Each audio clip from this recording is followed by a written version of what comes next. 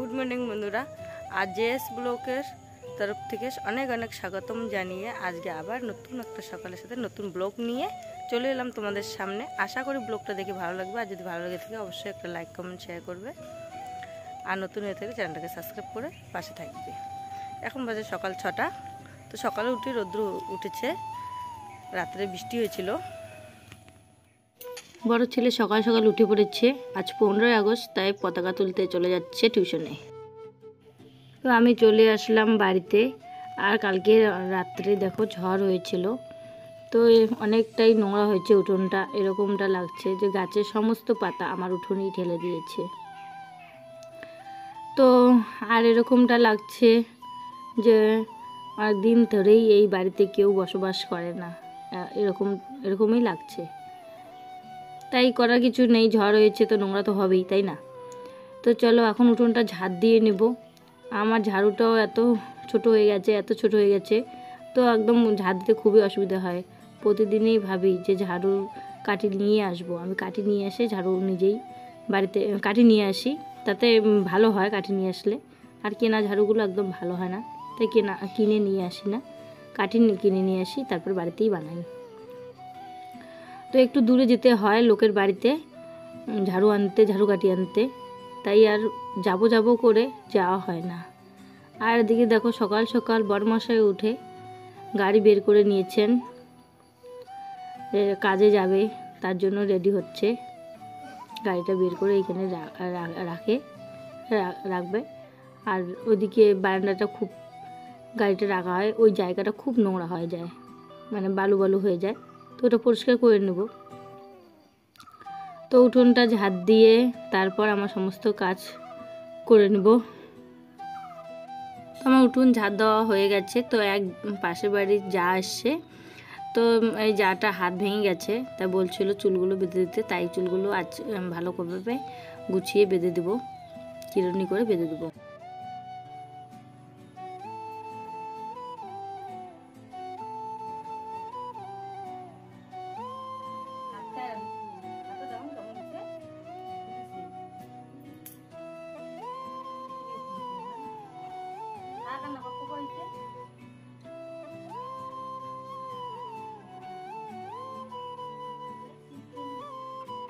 তো বিলের ধারে চলে গেছিলাম, ওদিকে পাটকাঠিগুলো রেখেছি ধুয়ে, তো বাড়িতে নিয়ে আসলাম। তো বাড়িতে থাকলে যখন তখন মানে শুকোতে দেওয়া যায়, আবার ঘরে ঢুকিয়ে রাখা যায়, তো নিয়ে আসলাম। দুই ছেলেও নিয়ে এসেছিল, তো সবাই মিলে নিয়ে আসলাম পাটকাঠিগুলো। তো বাড়ির সমস্ত কাজ সেরে খাওয়া দাওয়া করে তারপর পাটকাঠি শুকোতে দিয়ে চলে যাচ্ছি আবার আজকে বিলের দিকে। তো আজকেও পাটকাঠি ধুবো। তো আর সবাই মেলে দিয়েছি কি সুন্দর করে, পাটকাঠিগুলো দেখতে খুবই সুন্দর লাগছে। তো চলে আসলাম বিলের দিকে। তো এইখানে আমার যা পিসামশাই আর ওইদিকে অনেক দিদিভাইরা রয়েছে। তো আমি ওই ফাঁকা জায়গাটায় বসে কালকে ধুয়েছিলাম, তো আজকেও ওখানে বসেই ধুয়ে নেবো। এখন জলে নেমে পড়েছি। এখন পাটের বোঝাগুলো ওগুলোকে নিয়ে আসবো, ভাসিয়ে নিয়ে আসবো, নিয়ে এসে তারপর বসে ধুয়ে নেব।